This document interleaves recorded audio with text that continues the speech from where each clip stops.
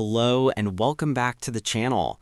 Today, we're diving into a heartbreaking and deeply chilling true story that sent shockwaves across Australia.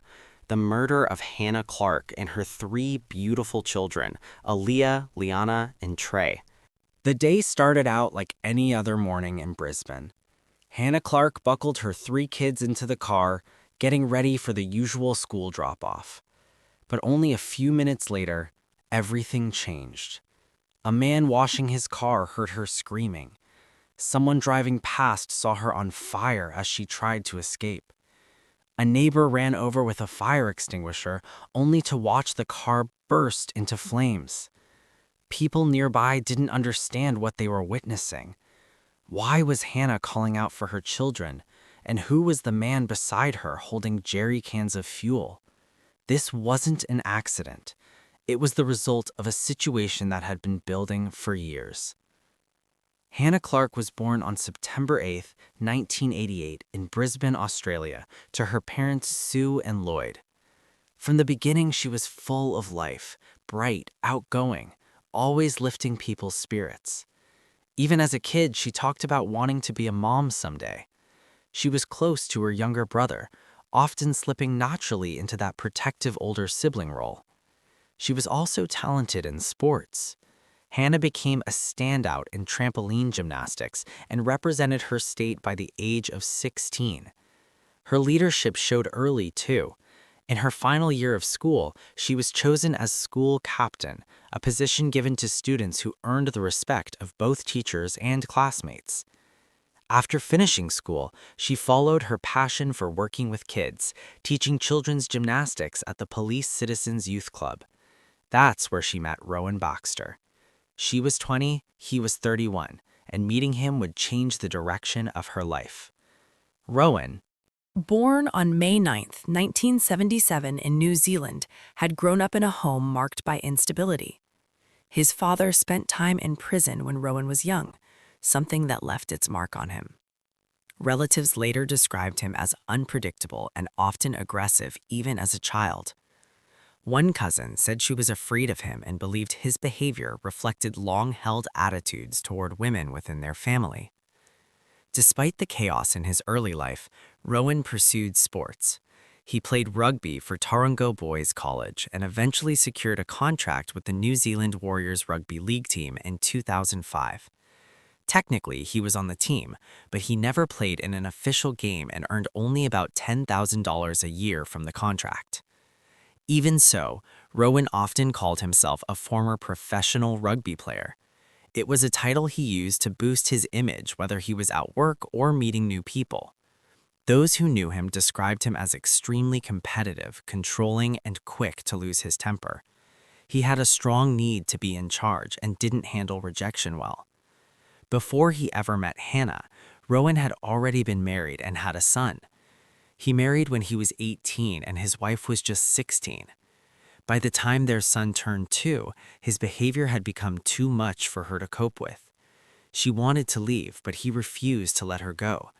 He started following her, showing up uninvited, and using fear to keep her from ending the relationship.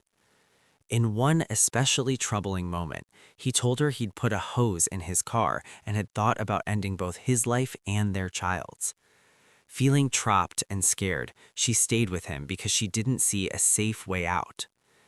In 2008, when Hannah was coaching gymnastics, Rowan's son joined one of her classes. That was the first time she and Rowan met, even though he was still married.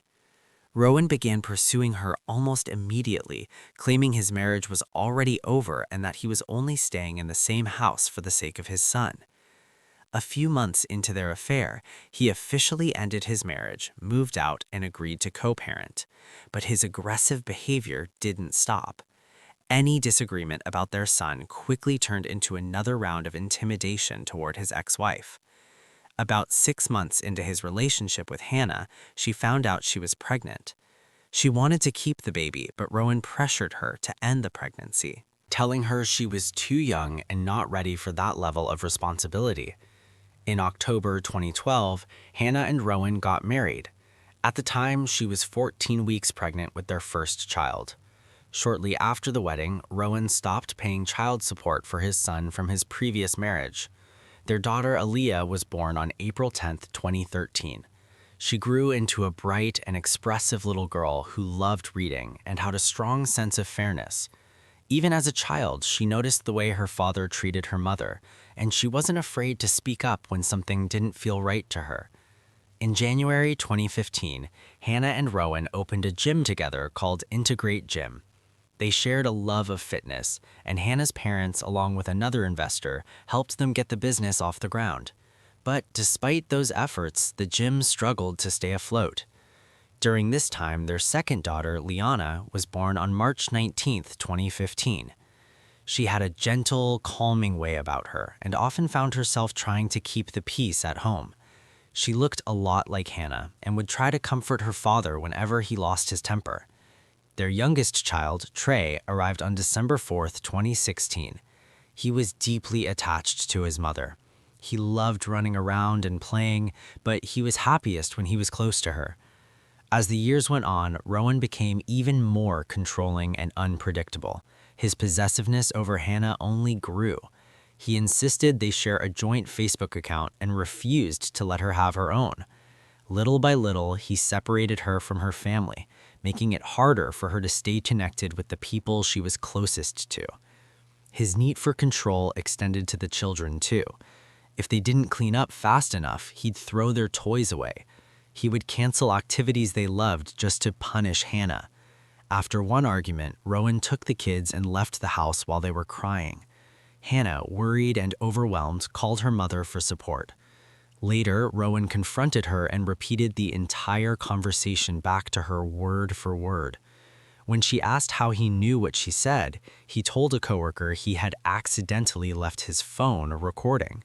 The coworker pointed out how wrong that was, but Rowan brushed it off like it didn't matter. He also controlled their intimate life. He demanded sex every day. And if Hannah said no, he would start fights that made the household tense and unbearable. In one especially frightening moment, he smashed her watch during a rage-filled outburst before storming out of the house. Terrified that he might hurt himself, Hannah called her mom in tears. Her parents drove around Brisbane searching for him, afraid of what they might find. When Rowan finally came home, he told her he had gone to a church parking lot and had almost taken his own life. By November 2019, Hannah couldn't take any more. Feeling trapped and unsafe, she reached out to a family violence support center.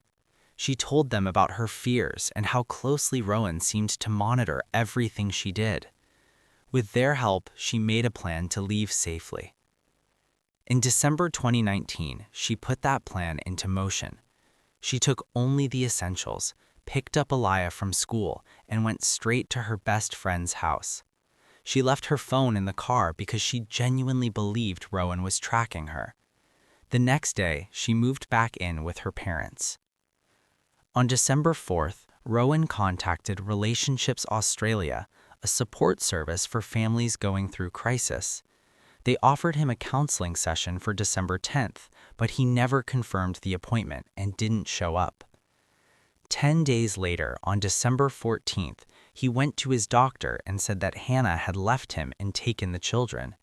He admitted he had issues with control and broke down crying, saying he regretted how he'd behaved. He returned on December 16th for a mental health appointment and was prescribed temazepam, a medication often used to help with sleep. Meanwhile, on December 6th, Hannah took steps to protect herself. She went to the police, where she was advised to apply for a domestic violence order against Rowan, but she hesitated. She was scared that taking legal action might make him even more unpredictable. Even so, Hannah kept talking to Rowan, hoping he would at least stay involved with the kids. But he continued to manipulate her, telling her to think about the children, insisting she was hurting them by leaving. He also started telling her parents that she was mentally unstable and that he had done nothing wrong. This became an exhausting cycle. Rowan would promise to bring the kids back, then change his mind at the last second, leaving Hannah terrified and unsure of what he might do.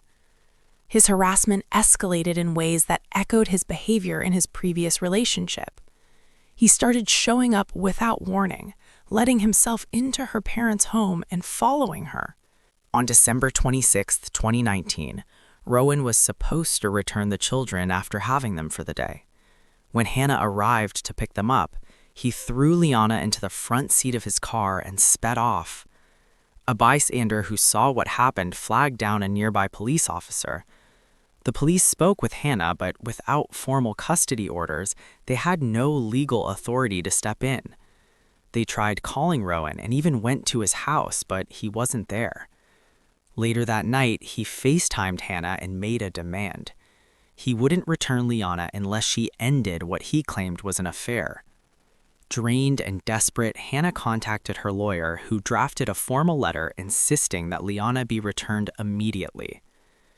As police became more concerned about Rowan's behavior, they decided to go ahead with a domestic violence order on Hannah's behalf, even though she wasn't ready to file one herself.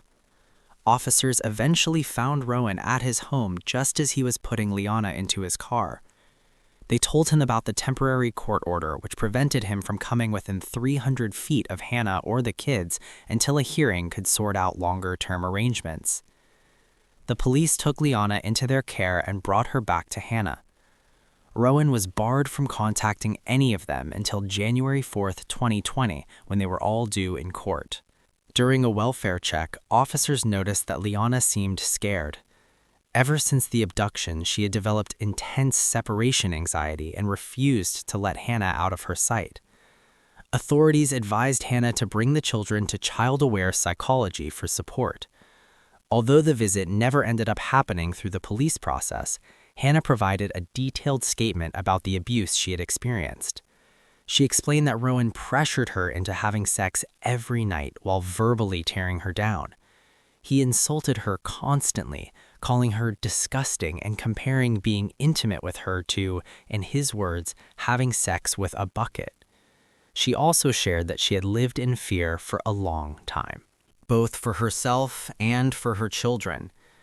Rowan had described in disturbing detail a plan to kill his ex-wife, their son, and himself. Hearing that left Hannah terrified that he might try something similar with her and the kids. More signs of Rowan's troubling behavior showed up on his social media. In several videos he posted, he played dangerously rough with the children, sometimes crossing the line into outright violence. In one especially upsetting clip, he forced them into an ice bath while little Trey cried uncontrollably.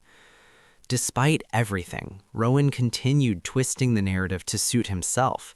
Even while Hannah was submitting her statement, he contacted police claiming he was the one who felt threatened by her. On December 29, 2019, Rowan attended his first counseling session, something he framed as part of his mental health treatment. According to the notes from that session, he admitted he struggled with jealousy and said Hannah had left because he was controlling. But even then, there was no thorough family violence risk assessment done. The sessions he had were mostly focused on basic coping tools, things like breathing exercises, but they never really addressed how serious his behavior actually was. His mental health evaluation showed moderate depression and anxiety, and he denied having any plans to hurt himself or anyone else. On December 31st, he went back for another appointment and mentioned that a protection order had been issued against him. He insisted Hannah had made everything up and said he was devastated at being kept away from his kids. According to the notes, most of that session centered on how hard it was for him to be separated from them. But again, no formal risk assessment was done. He returned on January 6th. That day, he complained that their gym had shut down and blamed Hannah for talking about their personal issues, saying it had damaged his reputation. He told the counselor he wanted joint custody, even though concerns about his behavior were growing. Still, no risk assessment. The focus stayed on trying basic coping strategies and suggesting he try new activities. Then, on January 8th, their case went to court. Rowan challenged the domestic violence order, but the ruling went in Hannah's favor. The court said he could not commit any form of family violence, expose the children to harm, go within 300 feet of Hannah's home, or contact her about anything other than the kids. Despite the ruling, Rowan pushed forward. On January 17th, he contacted a men's legal service for advice. He told them he was afraid of Hannah and believed she planned to take the children and disappear, leaving him out of their lives completely. During this time, his behavior grew more concerning. He started showing up at the same cafes and shops as Hannah, so often that it didn't feel accidental anymore. She became increasingly convinced he had put some kind of tracking device on her car. Things escalated further after he attended another counseling session on January 21st. He told the counselor he felt he was being painted as mentally unstable to cut down his time with the children. Determined to fight the domestic violence order, his lawyer later sent a letter to the court, claiming Hannah had only requested it as a way to regain custody of Lyanna. On January 23rd, the court made its final decision on custody. Hannah was given full custody, and Rowan was allowed alternating weekends with the kids every other week. They were also supposed to stay with him from Thursday to Friday, with shared holidays and scheduled FaceTime calls. All drop-offs and pickups had to happen at Hannah's parents' cul-de-sac. Even with everything written out so formally, the kids were clearly struggling. They often said they didn't feel comfortable going with their father, especially Aaliyah. During one overnight visit, she called Hannah in tears, saying Rowan was driving them somewhere, but she had no idea where they were going. On January 31st, Rowan brought Trey home late. When Hannah went to unbuckle her son from the car seat, she saw explicit photos of herself placed where she would immediately notice them. Shaken, she grabbed the photos and turned to go back inside. That's when Rowan suddenly got out of the car and twisted her wrist behind her back. Hannah's mother witnessed it and called the police right away. Rowan denied everything and even tried to file his own domestic violence order against Hannah. A doctor later confirmed Hannah had a sprained wrist and put it in a splint. She reported both the assault and the violation of the existing order to the police. But when officers tried to question Rowan, he refused to talk without a lawyer present. Meanwhile, Rowan's life was unraveling. He lost his job as a personal trainer, and Hannah's lawyers told his legal team that because of the latest incident, she would no longer be following the parenting agreement. In other words, Rowan would no longer have access to the children. He was furious. He convinced himself he was the one being wronged, and his refusal to take responsibility only fueled his anger toward Hannah.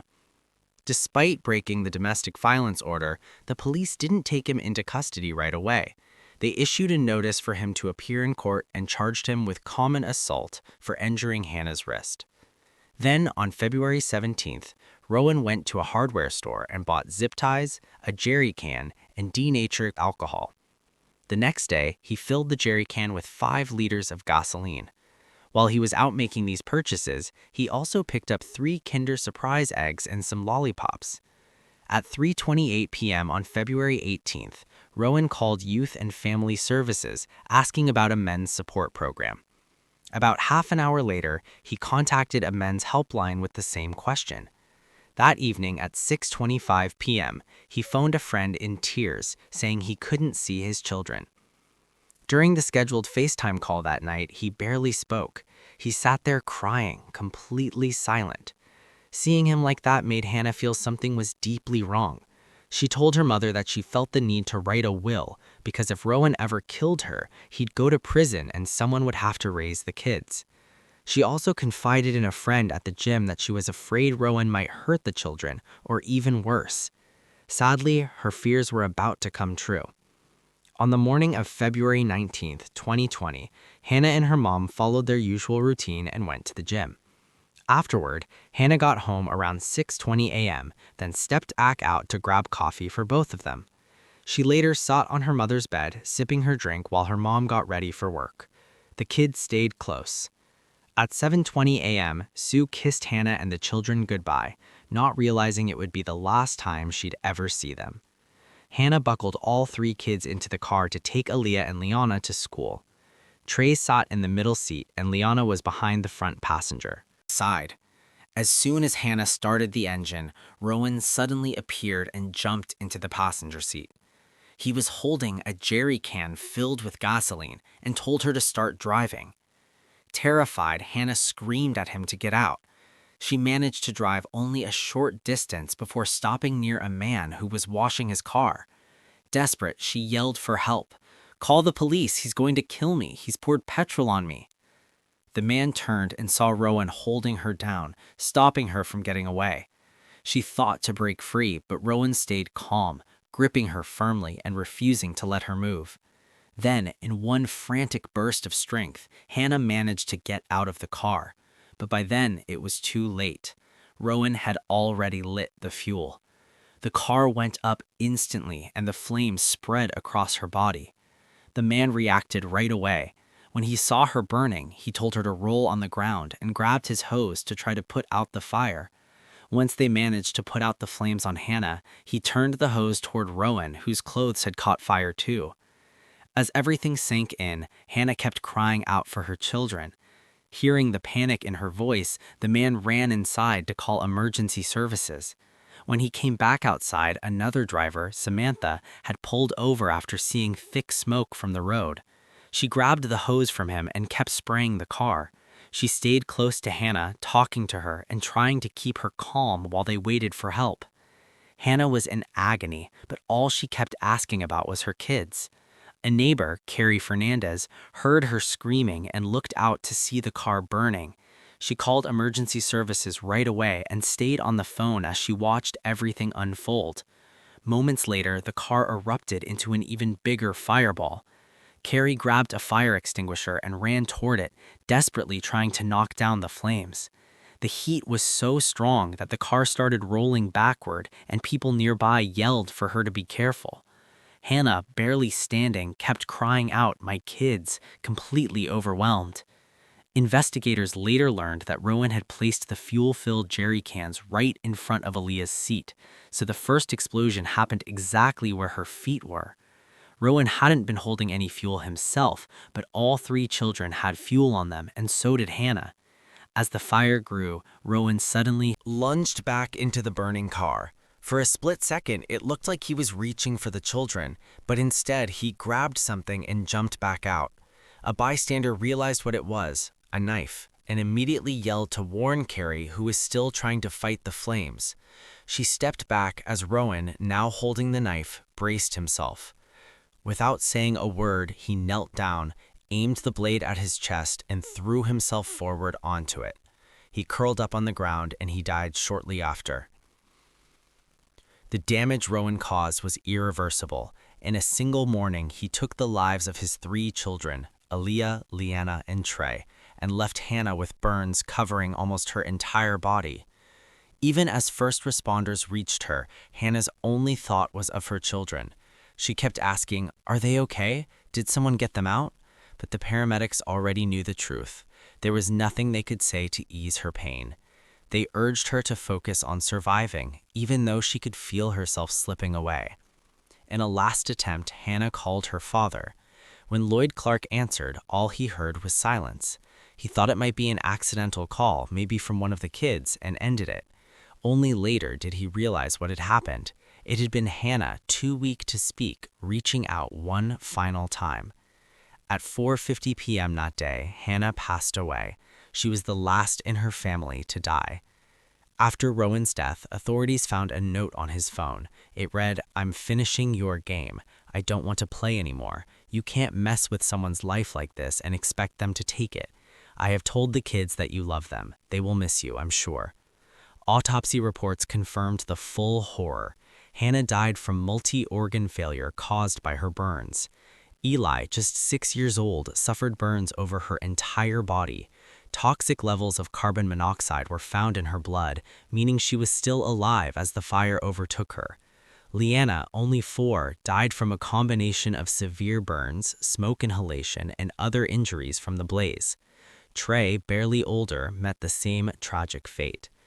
Rowan, who stabbed himself in the heart, had no drugs or alcohol in his system. His brain showed no abnormalities, showing that his actions were not the result of a mental breakdown, but a deliberate, calculated choice. The events of February 19, 2020 sent shockwaves across Australia. They revealed a painful truth: coercive control. The years of psychological and emotional abuse Hannah endured was still poorly understood and often overlooked as domestic violence. On March 9, 2020, Hannah, Aaliyah, Lyanna, and Trey were laid to rest together in a single coffin. Her brother, overwhelmed with grief, offered his final words: "I am so sorry I couldn't protect you." If you found this case fascinating, don't forget to like the video and subscribe to the channel. We post crime case videos every night.